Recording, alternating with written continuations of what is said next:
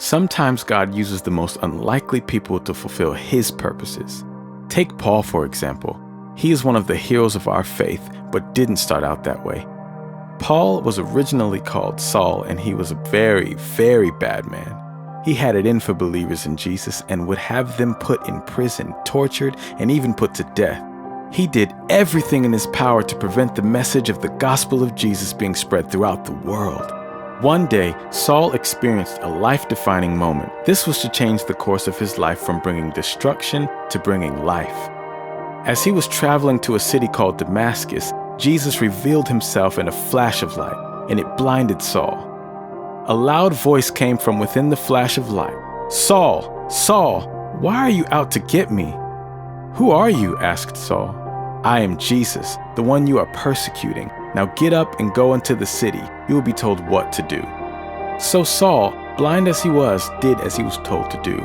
The Lord arranged for a man named Ananias to find Saul and speak the word of the Lord over him.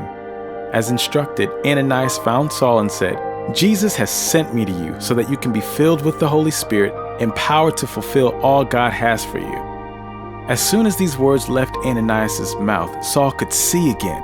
He spent a few days in Damascus and then got straight to work, spreading the gospel of Jesus. Saul was a transformed man, and his name was later changed to Paul.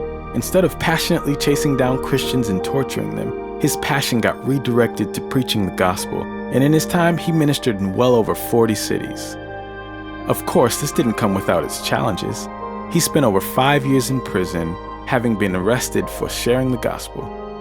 Paul was also beaten and flogged many times and was even caught up in several shipwrecks. But all of these challenges did not detract him from continuing to spread the gospel. Incredibly, Paul wrote half of the New Testament, which shows how passionate he was about Jesus and that nothing would stop him.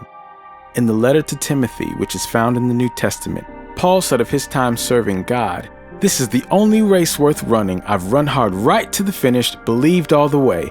All that's left now is the cheering and God's applause." It's amazing how no matter what Paul faced, he didn't give up. He still chose God's call.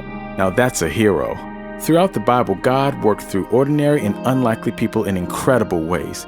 You and I are just as ordinary and just as unexpected, so imagine what God can do through us.